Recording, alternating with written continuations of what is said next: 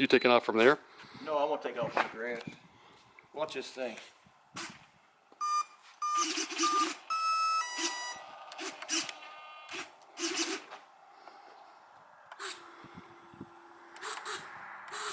That's the leading edge slats. Look at that. Would you ever put them up? Yeah, I've flown them in the air and I push them up, push them down. Just do aerobatic.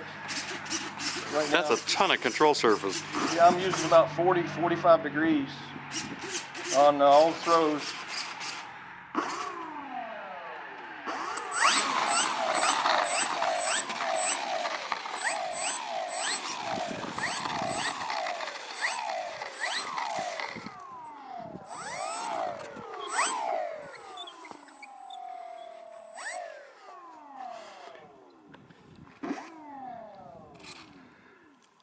Anytime you're ready, no rush. This is the Twisted Hobbies Acro Beaver.